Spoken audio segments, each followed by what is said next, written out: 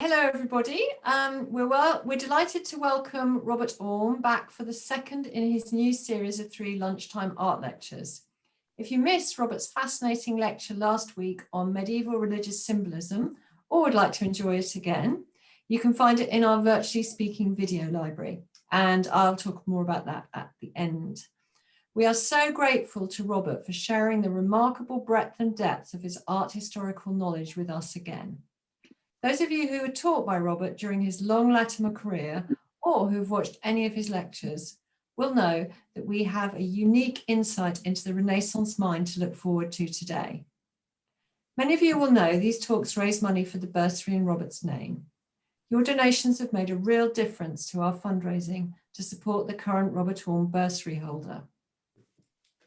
Now, before I hand over to Robert, a bit of housekeeping. Please do write any questions you may have in the chat facility to the right of your screen so that we can discuss as many of them as time allows after the talk.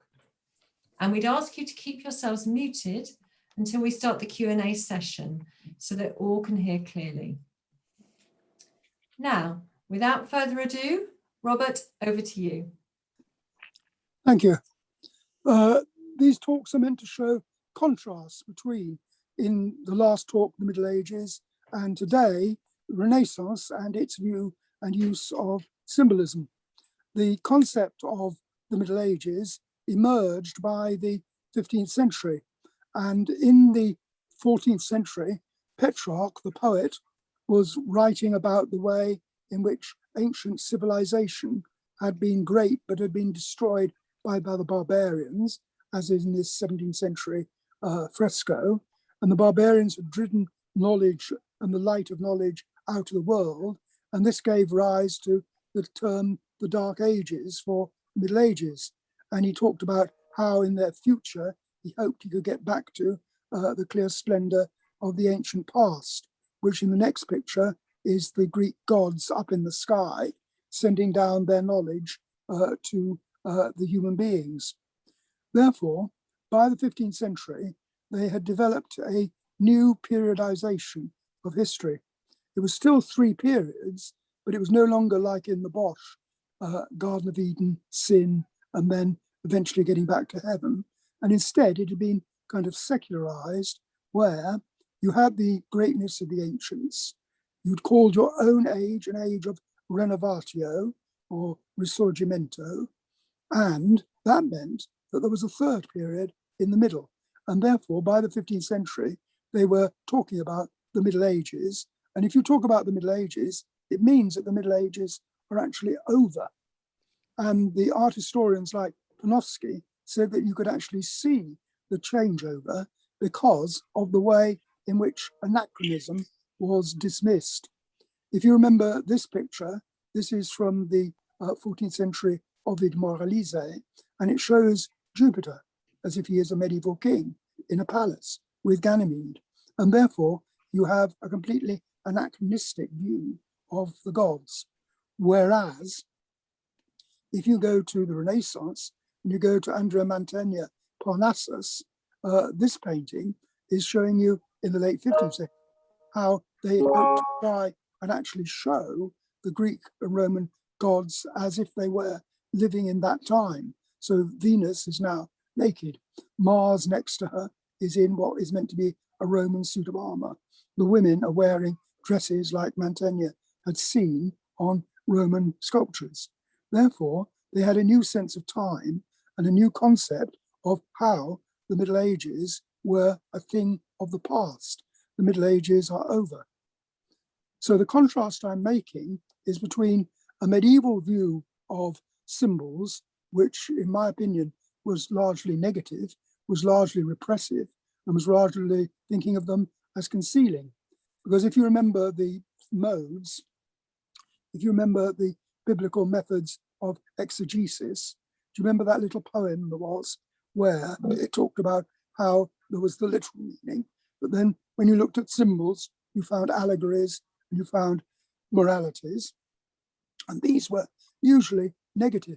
These were usually to actually condemn, so that the Song of Songs was not a love poem, but instead about the Virgin Mary, or as Queen of Heaven.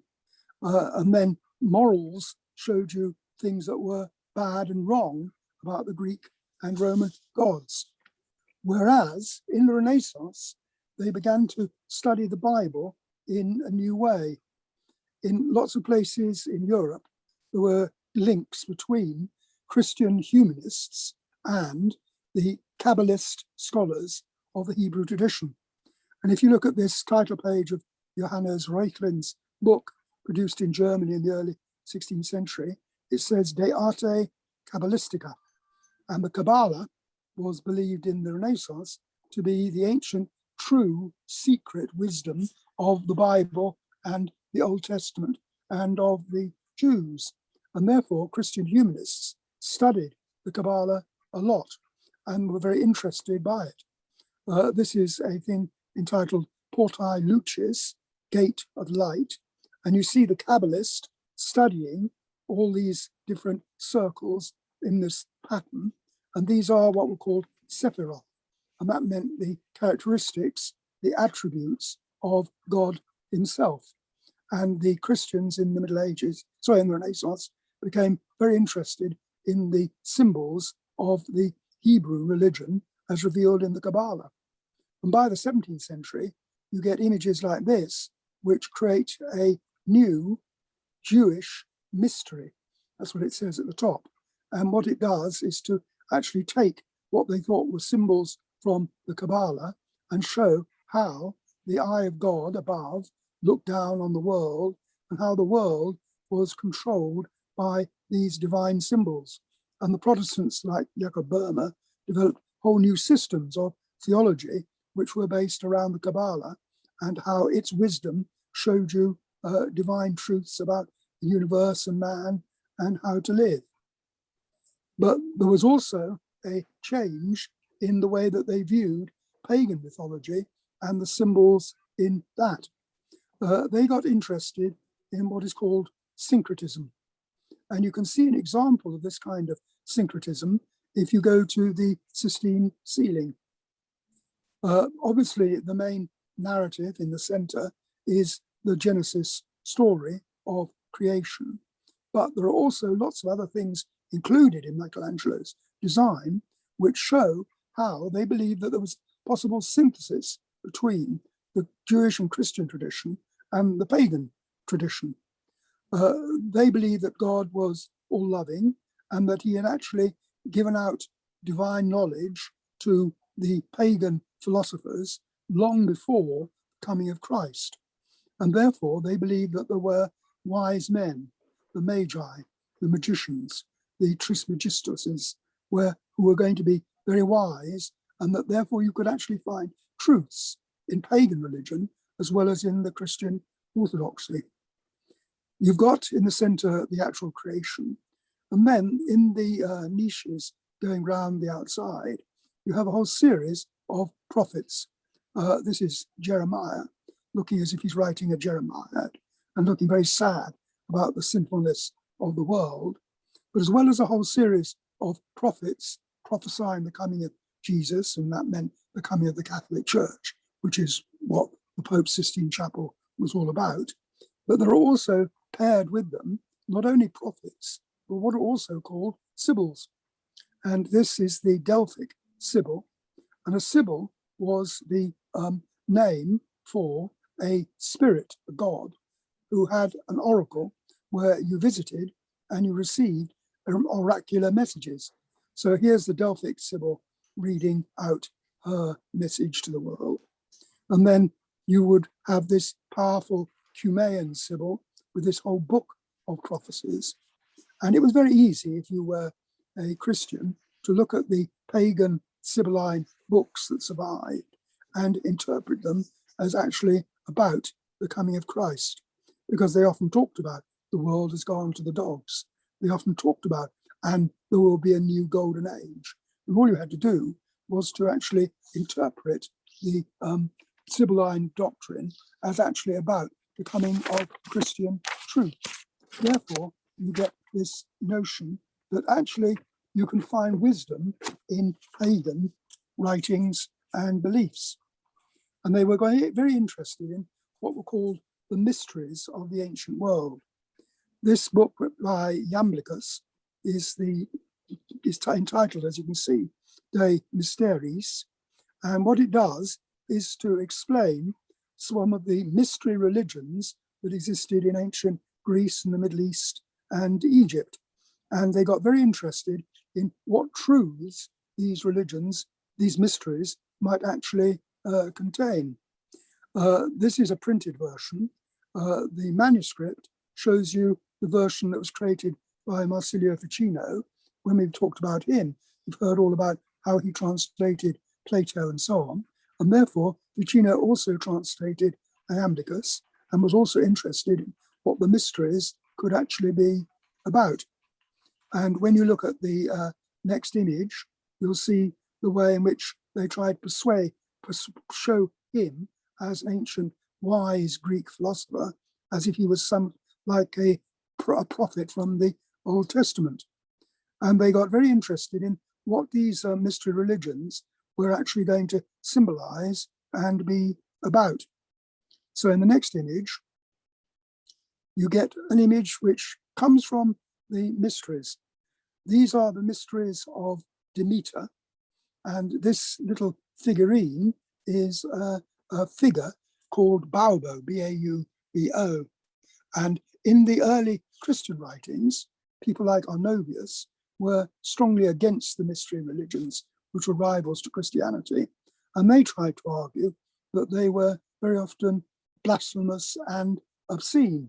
And one of their favorite examples of the obscenity of the mysteries was Baubo, who was supposed to have been a woman who danced for Demeter in some kind of fertility rite, and then threw off her dress, threw open her legs, and revealed her vagina as the origins of fertility. Now, this figure was therefore, in the early Christians, a figure of a kind of devil. And that's why it's so like what you can still see at my favorite Norman church, which is a place called Kilpeck in Herefordshire.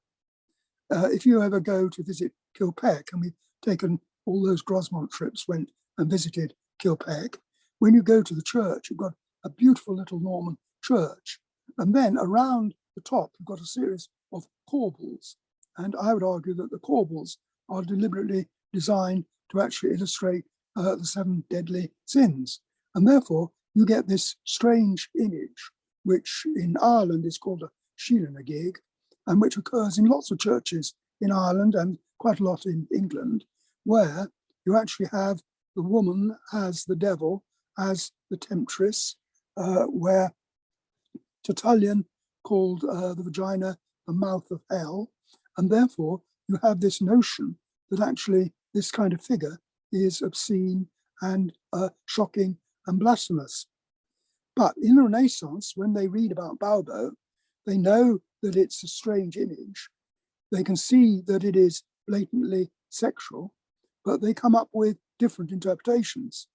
Some thought that it was indeed about fertility, but they also developed a theory where these mysteries were believed to be about the journey of the soul. They could read texts about a place called Eleusis, where over a period of days, pilgrims went from cave to cave, through darkness, through rituals, through purifications, and then eventually received visions which were meant to lift your soul. And therefore, in the Renaissance, instead of viewing this as an obscene image, they actually began to produce interpretations where they said that it may well be an image of birth, but of rebirth, of spiritual birth. And therefore, they had this notion that there were ancient mysteries that contained spiritual truths in their symbols.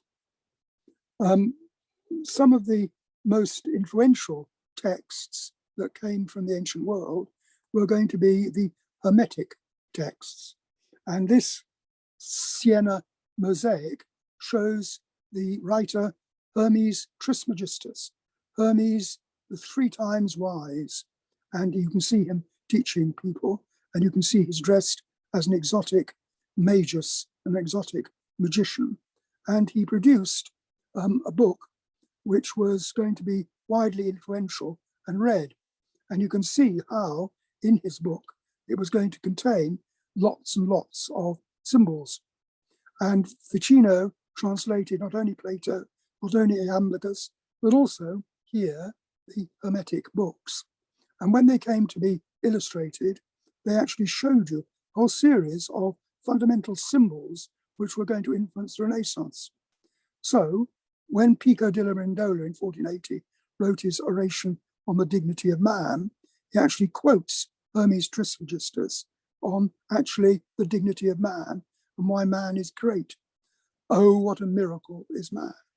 And you can see in this picture here, the way in which Hermes is showing how human beings are actually part of a universal symmetry, how they fit into the ideal forms of Plato and geometry. And you can obviously see how this is similar to what Leonardo is doing in his Vitruvian Man, showing the beauty and dignity of man. And it went beyond man to the whole cosmos. And there was a text in the Hermetic books, which was all about microcosm and macrocosm. As it is above, so it is below. And therefore, the claim in the Hermetic books was that you could find a universal symbolism where everything linked to everything else. And you have the celestial divine powers from above coming through and influencing the life of mankind. Equally admired as Hermes Trismegistus was going to be Pythagoras.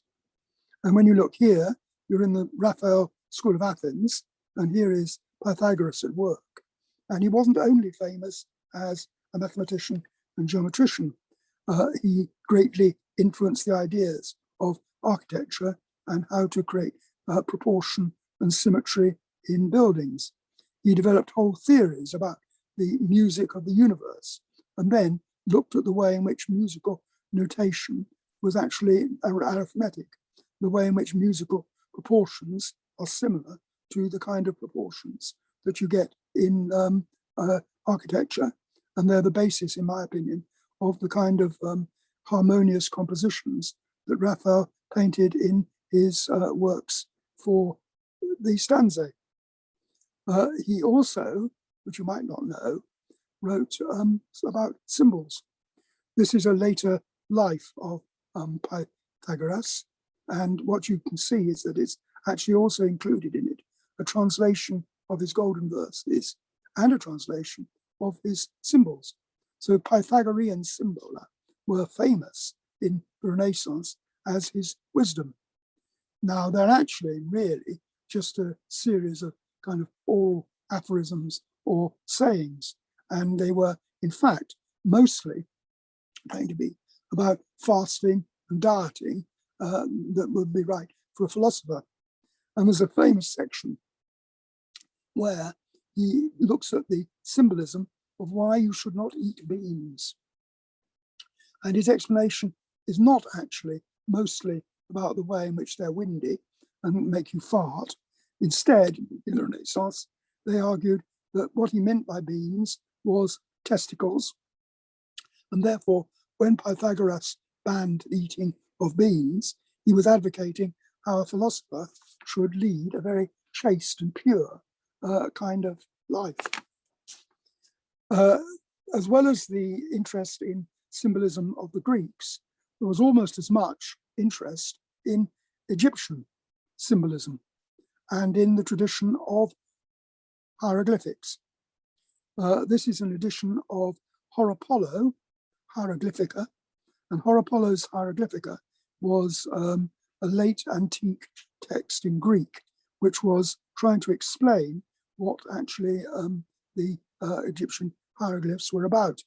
And some of the pages have got illustrations like this eye in the sky. And he got completely wrong what actually hieroglyphs are about. This is long before, in the 19th century, the Rosetta Stone and Champollion and Young, and the realization that actually hieroglyphs are an alphabet and are actually sounds and meant to be spoken. And instead, he came up with the argument that said that actually all these different symbols that you can see are actually symbols, and that they have a symbolic meaning, and express the wisdom of the Egyptians.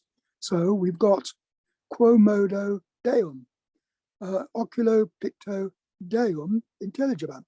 The eye symbolizes the intelligence of God. And therefore, you get whole books written in the Renaissance, which are trying to find symbolic meaning in hieroglyphs. The biggest and fattest book, and it's 3 feet away from me on my shelf down there, is this by Piero Valeriano called Hieroglyphica. And as you can see, it is a big, fat book. Valeriano had his portrait near the front. And then on the right, you've got at the beginning of the book an index. And the index is very useful. It works very well in looking up Renaissance symbolism because it lists all the different hieroglyphs that you'd heard of. And then when you open the book up, you get to these texts where the text is actually going to have a little woodcut of what the hieroglyph is supposed to be, and then a learned paragraph linking it to other texts on symbols, which try and explain what the symbolism is actually about. So you get a whole series of these interpretations of Egyptian hieroglyphs as actually showing the wisdom of the ancient Greeks and the Egyptians, like the book by Iamblichus on their mysteries. Other books also survive from which you could get information about the symbols of the ancients. If you look at the next picture, you get here to a writer called Artemidorus, who wrote in Greek, and then this is translated into Latin, and this is his Onerocritica. Critical analysis of oneromancy is about dreams, and therefore there are several surviving texts from the ancient world of what dreams people in the ancient world have, and modern sociologists and psychologists think it's very interesting trying to understand what the dream life of these people actually was. But if you are Artemidorus and you're analysing what they're about, your approach is very opposite of a Freudian approach. You don't assume that the dream is about the person who is dreaming, and you don't assume that the dream is about their past. Instead, what you claim about dreams is that dreams are actually prophecies. Dreams are actually foretelling the future. And therefore, Artemidorus goes through loads of dreams, and they are good or bad prognostications of what is going to happen in the world and what may well happen to you. And therefore, this was widely translated and read as another source of knowledge. So we're getting close, aren't we, to occult symbols. Occult in the sense of hidden with special meaning. And the most common form of prognostication was actually going to be astrology. So when you look at an astrological manuscript like this, you can see not only the text explaining things, but also you've got Libra, the balance on the right. You've got, I think, probably Aries, the ram as well. And therefore, you have illustrations in astrological books, which are often going to show you what the actual signs of the zodiac were, what the planets were like, and then the text explains what the influence of the planets is going to be. But they also include symbols like this. This symbol here has got mixtures of Hebrew, next image. This image here has got symbols in it with Hebrew words. Can you get to the next image? And when you look at this, you're looking at an almost completely abstract form. It links the symbols to the Hebrew Kabbalah. And then in this next page of symbols, you see a whole series of what are geometrical designs, but really they're not actually symbols. These are not symbols, but sigils. And a sigil is the Latin for a seal, where you have an image and you stamp it into wax. And therefore, astrologers had an occult belief that these symbols are the names of the planetary spirits, because you could have a naturalistic kind of astrology based on how it influenced the four elements, fire, earth, air, water, and so on. But there was also demonic astrology, where you actually believe that in the stars existed planetary beings, all with their different names, all with their different symbols. And then if you actually set out and drew these sigils on the ground, you were literally calling, invoking the planetary spirits that then came into the symbols. So therefore, astrology had a belief that these symbols were more than just visual representations. They were going to actually be the very presence of the spirit that you were invoking. And the other occult science that made much use of symbolism was going to be alchemy. And you get alchemical drawings like this. And the simple explanation of why alchemy used symbols is obviously some of the alchemists claim that they had secrets to how to make gold or find the elixir of life. And therefore they weren't going to sell them cheap. Therefore they didn't sell you formulae of mathematical amounts of chemicals to use. Instead, what they offered were elaborate manuscripts where they showed the ideas of alchemy in symbolic form. So you can see here a kind of castle. On its four main towers are going to be the four elements. Then in the center, you can see there is man and woman, male and female, because they believe that all things, including metals, were actually gendered. And then you pair them together and you can see that there is actually a tree produced. And it's a tree from mythology which will actually produce golden apples.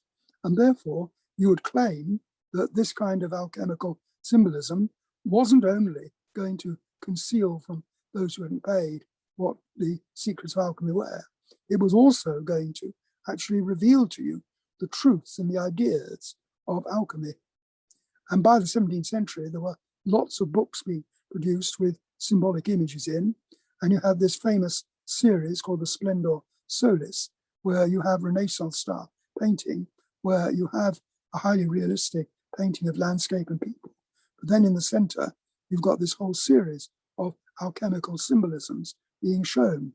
And what you've got is, as you remember perhaps from previous talks, an alchemical glass vessel, which is like an egg or like a womb.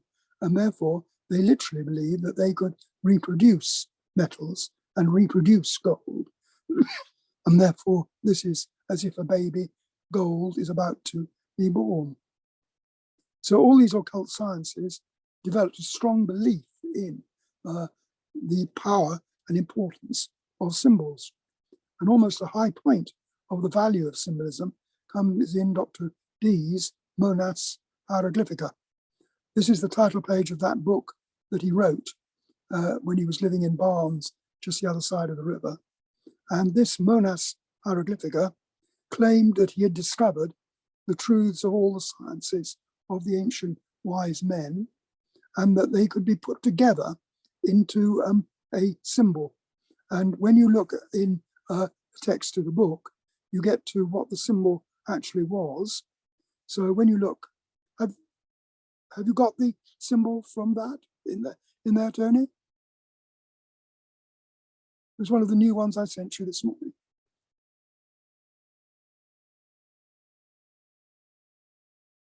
But when you look at it, you're looking at what was supposed to be the symbol, the one of the unity, the oneness of the whole universe.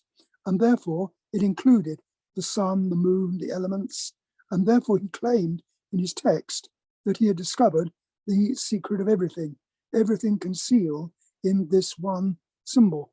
Therefore, in the Renaissance, they have a completely different evaluation of symbols. Symbols could be to hide and conceal so that only the wise, the initiates, could actually understand. But they also believe in the revelatory power of symbols. And this revelatory power was going to be to do with the primacy of sight. They were convinced in, for example, Leonardo, that of your senses, of your ways to knowledge, sight was going to be the most powerful.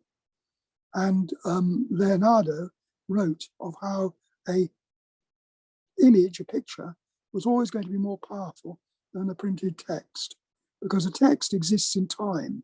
You have to read through a text to understand its meaning. Whereas he claimed that when the inspired artist actually produces an image or a symbol, it has an immediate effect.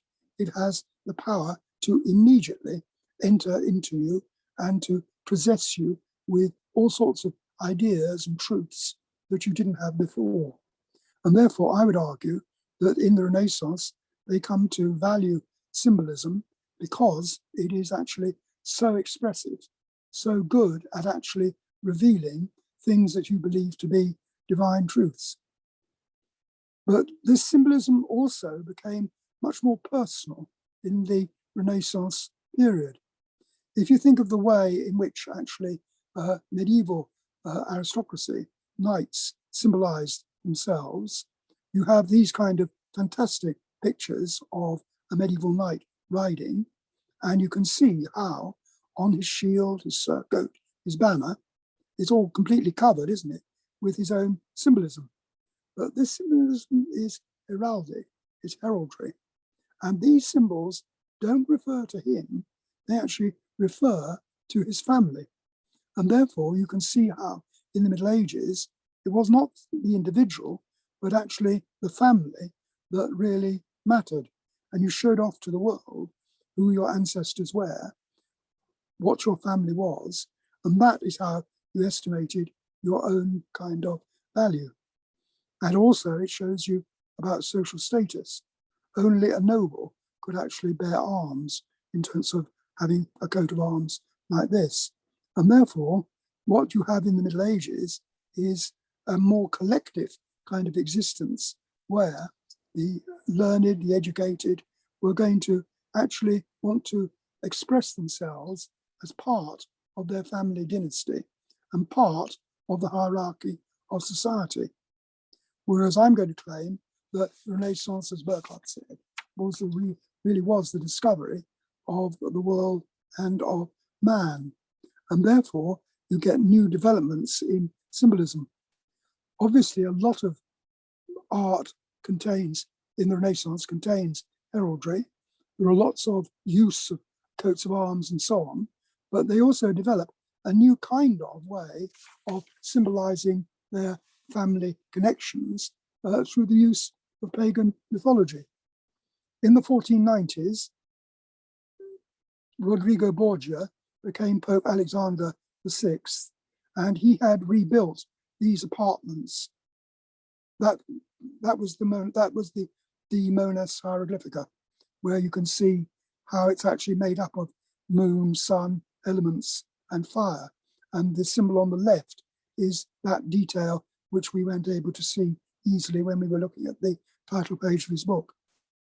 But if you look at the ceiling, this is the ceiling of new apartments that he had, decorated in a very lavish kind of style.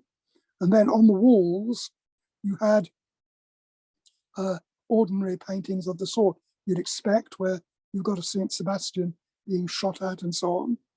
But you also have rather strange paintings like this twosome, where you've got a man, a woman, and a bull. And these are actually because the Borgia claimed to link their ancestry back to ancient Egypt and to the time of Osiris and Isis. The man is the king Osiris. The woman is the goddess Isis. And the Iamblichus book, which we started with on mysteries, was mostly about the mysteries of Isis, which involved, as you can see on the left, a bull. And therefore, the bull is actually the coat of arms, or part of the coat of arms, of the Borgia family. So you've moved from medieval heraldry to Renaissance myth being used to symbolize the virtues of your family. And you can even see this in the room few doors away on the Sistine ceiling. When you look at the Sistine ceiling, you've got the Bible story, you've got the prophets, you've got the Sybil's, and then in the corners of each of the main scenes, you have these figures called ignudi. And these ignudi are examples of Michelangelo showing off his ability to create all sorts of difficult poses of the nude figure. They probably also represent the sort of ideal of early man. But one of the things that's strange about them is what they kind of sit on. So you have this handsome ignudo, but his elbow, if you look, is actually resting on a bunch of acorns. And the next one as well. You can see how the figure is actually leaning on the back of acorns. And if you were a Freudian in the early 20th century, you thought this was incredibly significant because the Latin for acorn is balanus, and the Latin word balanus also means the knob of the penis. And therefore, Freudians enjoyed trying to claim that this definitely showed Michelangelo's homosexual interest and how these acorns were actually phallic symbols. But unfortunately, the facts are slightly different. And it turns out that the patron of the ceiling, Julius II, the Della Rovere family emblem was an acorn. And therefore, these acorns that keep appearing are actually simply a form of heraldry, showing that he was the patron of the design. So you've got this new interest in symbolism, valuation of symbolism, and you get a new genre of symbolism appearing in what were called emblem books. This is one of the first ones ever produced. Date is 1531. The author is a man called Andrea Alciati. And what he did was to produce a book in a new genre of what were called emblems. When you look inside, this is what they consisted of. They had little poems in the tradition of Greek epigrams, and then these little woodcut pictures, which the poems are claiming to actually explain. And what you have is a whole series, hundreds and hundreds of these little images.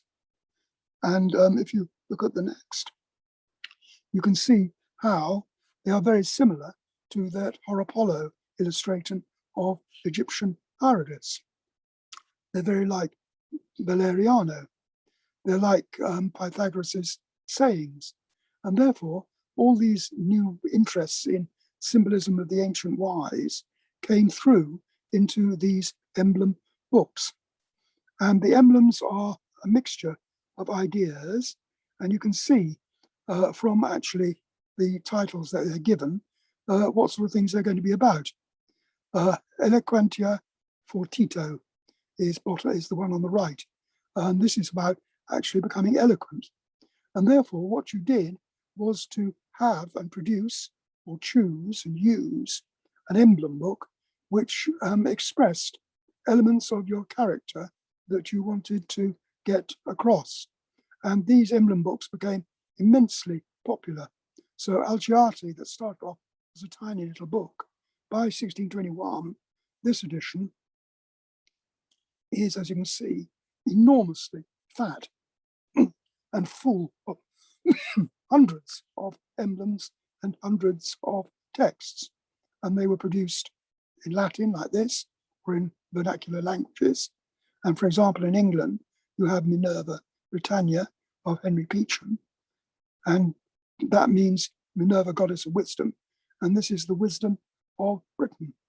And when you go inside, they have within them these kind of texts, and then the poem that goes with it. And you can see he's taken an astrological symbol. Behold, a hand extended from the sky doth shed a pursed balance hold. And therefore, if you were going to claim that you were a well-balanced character, or if you actually, as in this one, preferred writing, which is the pen in the right, to cannon, which is war, you actually chose this as your personal emblem to show that you were a writer, not a soldier, and what your values were. And most of these emblem books are very traditional and moralistic and trying to show what your virtues were. And interestingly, in England in the 17th century, this one, the next, shows you an image which you'll recognize, because there's the boy and there's the eagle, and this is therefore Ganymede. And the text is quite bold. It begins upon a cock, and therefore it's very obvious that to an Englishman, a Protestant in England in the 17th century, the Ganymede myth represented sin, it represented unnatural sin, it represented sodomy, and therefore was something to be condemned. And therefore you have these emblem books which are deliberately designed to suit each individual person and to put across what their moral virtues are. But you also got a lot of emblem books which were about love. In the Counter-Reformation, there were lots of emblem books on spiritual and sacred love. But in the 16th century, you also had emblems which were going to be about personal love. And this is one of my favorite emblem books by Barthélemy Anneau, French poet in the middle of the 16th century, Picta Poésis, pictures and poetry. And the pictures and poetry are all going to be about love in Anneau. When you go to the kind of images he had, you get an image here which is going to be about love. On the left, you have the wise philosopher. On the right, you have the lustful satyr. And then in the center, you have Hermaphroditus, the hermaphrodite. And what you've got is the figure of the man and the woman uniting together in an embrace and a kiss. And you can see how there is literally over their genitals a love knot. And therefore, this is his symbolism of actually how you fall in love. And he thought that hermaphrodite was a good symbol of love, because in this particular one, he is showing the way in which actually male and female, man and woman's soul and their bodies are united together in a kind of perfect love. But the next image, which I haven't been able to find, so I'm going to illustrate it through paintings, the next image is of another version of the Hermaphroditus myth. This is a painting of Salmacis and Hermaphroditus. Salmacis is a beautiful nymph who is accustomed to go and swim naked, as you can see, in a pool, when she comes upon Hermaphroditus, who is, as you can see, the young boy, and she shows herself off to him, and he then turns away in shock and embarrassment. The next picture, which is the same story, but is actually a version that you can see in the Dulwich Picture Gallery. The next one shows, again, him turning away from her as she surprises him at this pool. But the interpretation is surprising. In Barthélemy Anneau, the pool is meant to actually symbolize the vagina, because the nymph, as you can see here, surprises the boy. But then in this print, not by Anneau, have you got the print? Yeah, you can see how she actually then takes advantage of the boy, and she is actually, as you can see, having sex with him. And then from that union is born Hermaphroditus. So he never actually grows up to be a man, because he has fallen in love with the pool, the fountain, the vagina. He becomes a hermaphrodite. And in 16th century English literature, when you called someone effeminate, it didn't necessarily mean the same as when you called Oscar Wilde effeminate and homosexual. Instead, what it meant was a lover of women who loved women too much and therefore became like a woman and never grew up to actually be a man. Therefore, you can see how these kind of emblem books were beginning to explore psychological states of mind, emotions, and so on. And I would argue that you can also see this beginning to influence the kind of art that was being produced in the 16th century. And my example is going to be Michelangelo and his love affair in the 30s.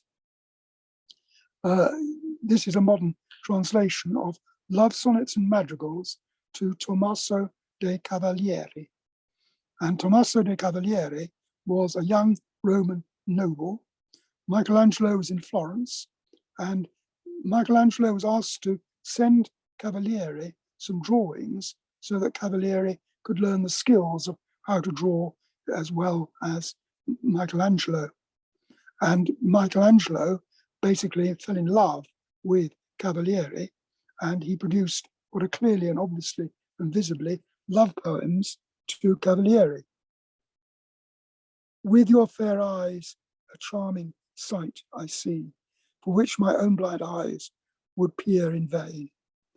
Stayed by your feet, the burden I sustain, which my same feet find all too strong for me. Wingless upon your pinions forth I fly, heavenward your spirit stirreth me to strain.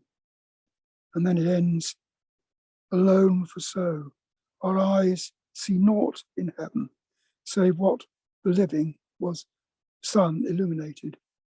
And therefore he uses lots of the traditional Petrarchan imagery of heterosexual love poetry to actually write about the way that he loves the Cavalieri as the light of the sun that illuminates him, as wings that lift him up. And therefore you have this series of poems that he wrote to Cavalieri in the 1530s, and he produced drawings of what are nowadays called ideal heads, where he produced images not of any individual. He thought that portraiture was for the Dutch. He instead produced these kind of images which were going to be for him of what was going to be his own kind of ideal of beauty. And he then created a series of what are nowadays called presentation drawings, which were not preparation for any public painting for a church or a palace, but which were literally instead private drawings sent by him to Cavalieri as examples of how to draw, but also with symbolic meaning to them, which makes me think they're very similar to actually emblems without the text. This is a drawing of, as you can see, archers. And if you look at it, the archers are not holding bows. There are no arrows, and the figure on the right is a Hermes. And therefore, if there was an emblematic poem that went with this, I think it would probably be on the lines of, he has taken away Cupid's arrows of sexual desire, and instead has these invisible arrows which are running to shoot at Hermes, who is Hermes Trismegistus, who is Hermes, the god of wisdom. And therefore, do you see how this could easily be turned into having a kind of moral lesson? He drew Titius. Titius famously was attacked by a vulture who pecks at him and kills him and eats his liver. And the liver was supposed to be the center of your desires. And therefore, this is an image again of don't actually follow your desires or you'll get eaten up by this evil bird. Then he produced a strange drawing, which is a little bacchanal, but of babies. And you can see all these little babies eating and drinking and dancing. Then you have an old man who is exhausted and lying on the ground. And the figures, little babies, are carrying an upside down dead stag in the center. Now, if you remember things that we did on Marsilio Ficino, do you remember Ficino argued that there was a whole series, a hierarchy of different kind of spirits that exist inside the person? You have the spirit of intelligence. You have the spirit which is going to be connected to the divine.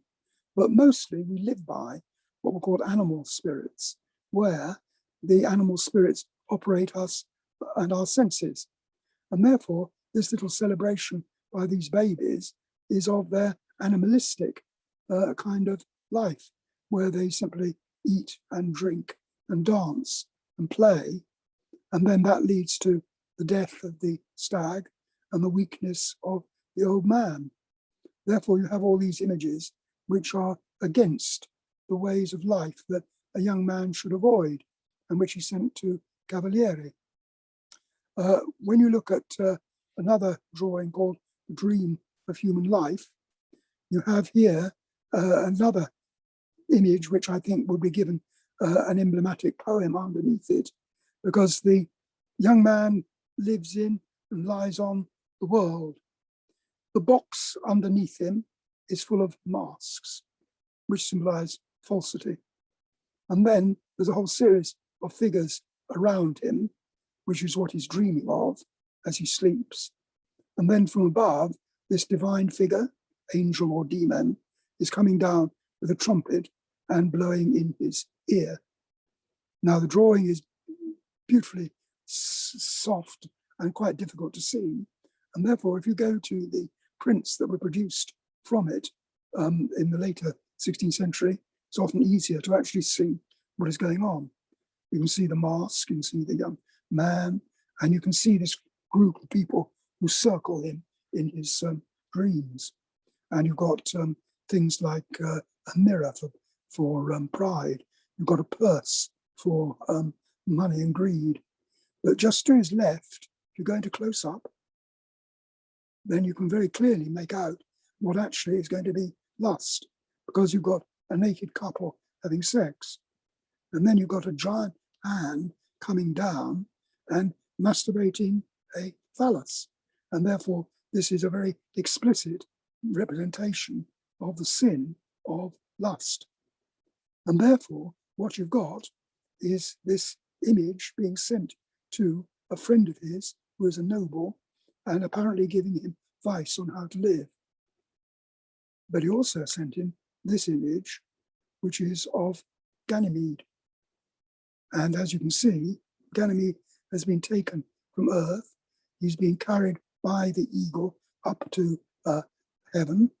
And if you remember, the poem that we read at the beginning from Michelangelo was about how my wings will help me to ascend and get to the divine.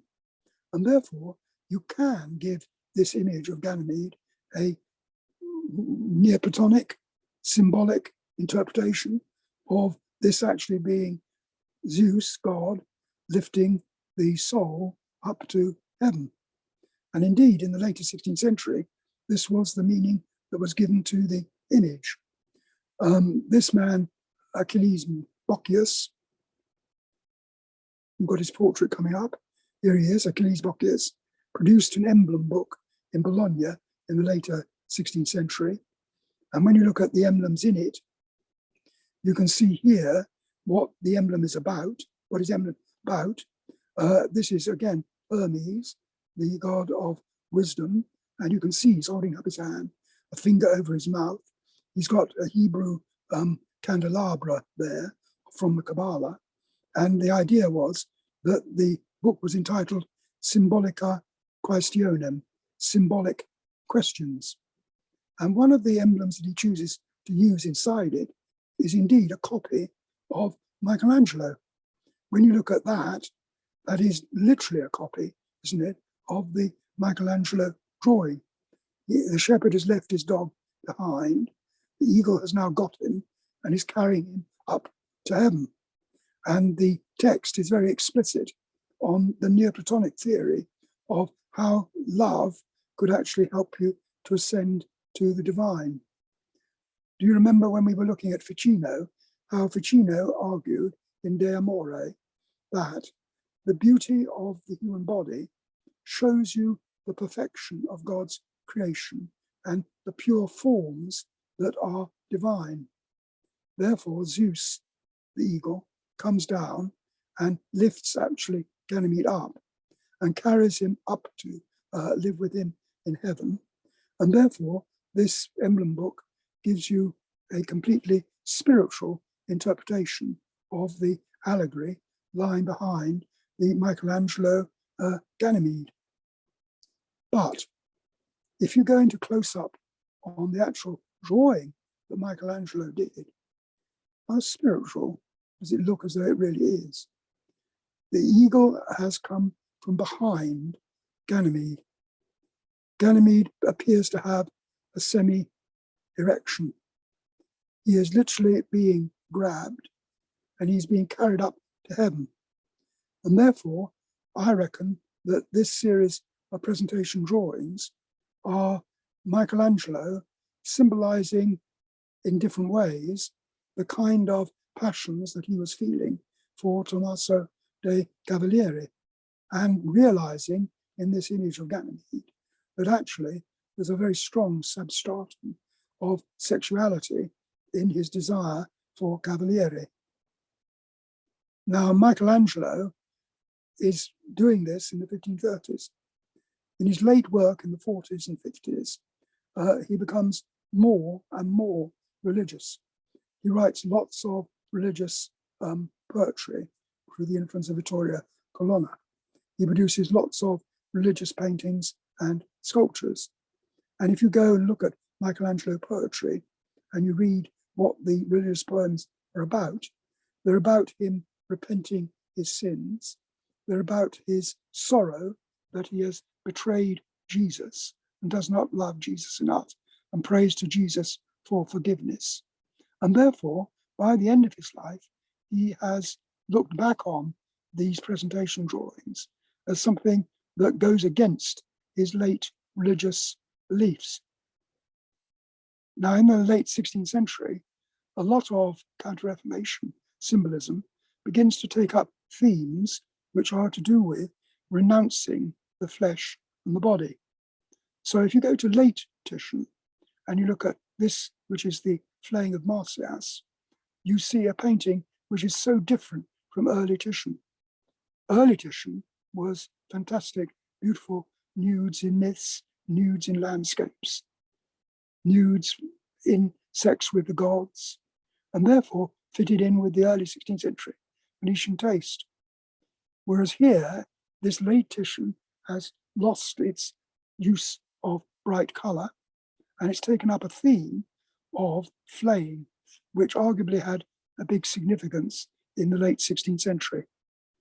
The story of Marsyas is that he is in a musical contest with Apollo on the left playing the violin. But Marsyas, as you can see from his legs, is actually a satyr, and he's a follower of Pan, which is the world, and he plays panpipes that are hanging from the tree. And then King Midas on the right judges what is best, and he judges that the pure noise and sound of the violin of Apollo, the Apollonine, takes you up to the divine, whereas Marsyas is an animalistic creature of the earth, and therefore he needs to be purged, he needs to be flayed. And this flaying is very bloody. You can see the knife cutting away, you can see a dog at the bottom licking up the pool of blood. And the idea was that flaying was literally a cutting away of the flesh, that therefore means that you purge yourself of your bodily desires to rise to a higher ideal. Now, this painting is from the 1570s, but it's at least partly based on a drawing by Giulio Romano from the 1520s, where, as you can see, you've got the figure upside down and being flayed in the same way, except that in this one, very explicitly, the middle figure is actually not just flaying the skin from the body of Marsyas, but also castrating Marsyas. And therefore, this image of flaying the skin was a good symbol to express your rejection of the body and your penitence for earlier sins of the flesh. And flaying appears in Michelangelo. In the 1540s, he was hired to do the Last Judgment in the Sistine Chapel. And you have in the center God judging the world. He's with angels and saints in heaven. His right arm is raised, and therefore all the figures on the left-hand side as you look are actually rising from their graves and are being risen up to heaven. his left arm goes down, and therefore bottom right as you look is actually going to actually be the devil and hell. And when you go into more close-up, you can see there is Jesus making the judgment, but he's actually looking down on one particular figure who turns to him and points to him and asks him, what shall I do? And this is St. Bartholomew. And St. Bartholomew was a Christian martyr in a particular way. He was flayed to death. And here he is, turning up to God and asking what to do with his own flayed skin. But if you look at the skin, you can very definitely see a face on the skin. And the face is probably recognizable as a Michelangelo self-portrait. This drawing shows you what he looked like as an old man. And he famously had been in a fight with Torrigiani when he was a young man and had a broken nose.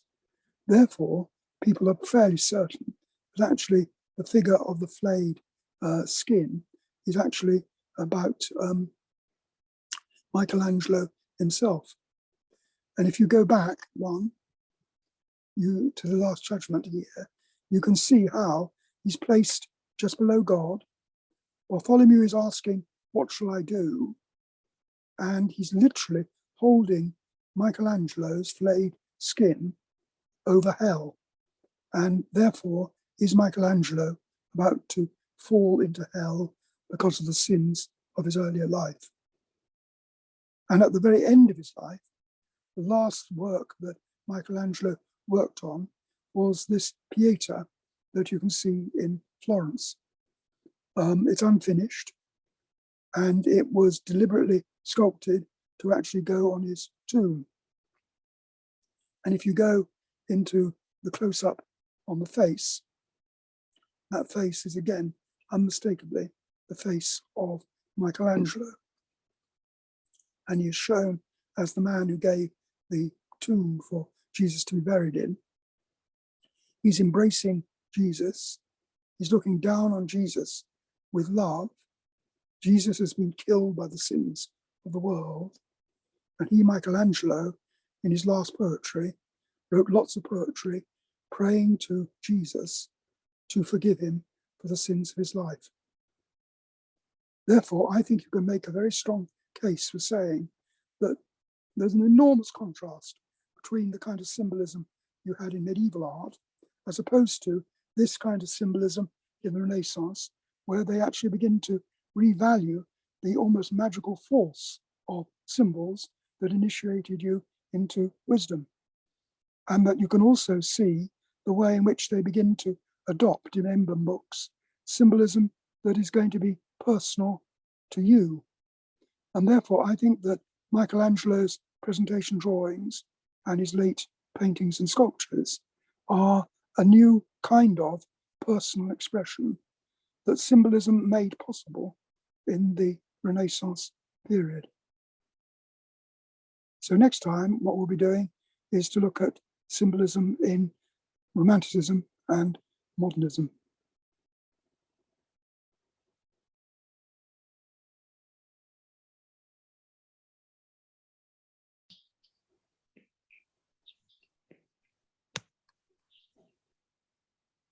Oh, yes, sorry. Thank you so much, Robert. As is traditional, it'd be great to have some questions. We've got some questions from earlier on from Robert. If you'd like to unmute yourself and ask your questions. Yeah, hi, Robert. I've got two questions. Was there any tension between anti-Semitic views and the uptake of Jewish esoteric tradition, Kabbalah? Definitely there was, yes. This is the period when the Jewish ghetto is being created in Venice. It's the period where you actually have segregation of the Jews. You have the economic problems of rivalries between merchants, and therefore you could find lots of examples of rabid anti-Semitism in Middle Ages and early Renaissance. But if you were a learned humanist, you can also find these examples of Christian Kabbalists who took very seriously what they hoped were the truths of the Christian religion revealed by the Kabbalah, and therefore there were large numbers of intellectuals, of humanists, who did actually write and empathize with the Jews. And this continues into the 17th century. If you look at the way that Rembrandt represents Jewish marriages and so on, there was a very strong Jewish community in Protestant Amsterdam, and they again got on really well together. And you don't get the kind of notion of modern anti-Semitism, I don't think, until you get the development of racism in the 19th century through nationalism. And the second question I have is, what were the primary sources for referencing hieroglyphics and Egyptian culture or Egyptian perceived? There were plenty of esoteric? examples. There were plenty of examples in Italy of Egyptian sculpture and hieroglyphics and carvings, because as you probably know, the Romans had actually adopted cults of Isis. The Romans had imported obelisks. There were all sorts of famous tables like the sculptures like the Mensa Isaica, which meant that there were palaces and museums crammed with examples, thousands of examples of Egyptian sculpture. But what they didn't have were texts. The texts were few. Horapollo was the most well known. There were references in classical writers to how hieroglyphics worked, and they almost always implied that hieroglyphics were actually a symbolic language, and the notion of it being phonetic didn't emerge until the 19th century. But there was an enormous number of books written on Egypt in the Renaissance period. They were fascinated by the mysteries of these strange symbols that they saw in so many collections. Thank you. Wonderful. Does anyone else have any questions or comments or observations? Hi. Hi. I just wanted to say thank you so much for bringing up all this stuff about the Tommaso drawings. I love it so much. And I guess the Titius drawing particularly interests me. And I was wondering what you think, Robert, about the relationship of this sort of later in life, moving towards sort of feelings of self-punishment and wanting to be saved after life, and then in perhaps some earlier feelings of self-punishment as well with this drawing where he is obviously being chained to a rock in, well, it's not him, but he's representing something chained to a rock in Hades, and these poems that I see might be seen to accompany them, like the one that I quoted in the chat, which says, "If to be happy I must be conquered and chained, it is no wonder that naked and alone I remain prisoner of an armed cavalier." I was wondering what you think about that in relation to self-punishment. No, I agree completely. I made the stark contrast between the love poems and then the later repentance, but you're obviously right that in the 1530s, there is going to be loads of ambiguity in his own attitudes to his own feelings. And you quoted exactly the right kind of poem to show how he was probably very self-aware that the desires that he had were illicit, but they were strong enough to mean that he broke all conventions by what he actually included in his art and his drawings. Are you studying art history at Cambridge or what? Thank you. No, I'm at the Courtauld now. But what made you switch? My grades, but I got the fake invented grades. Yes, the fake invented grades were not quite in line with the other fake invented grades. Do you think that the education you'll get at the Courtauld will probably be better than what you'd have got at Cambridge? I think it's more suited to me. The level of critical engagement with lots of really relevant theories that I'm interested in, like queer theory and decolonialism and all these kinds of things. They're very hot on their stuff there at the Courtauld, so I'm very happy. Yeah, I imagine you'll enjoy it immensely. And it just gives you Um, so many opportunities for research. Thank you. Thank you for this. And I can still remember teaching you when you were in year 7. It's a long time ago, but yeah.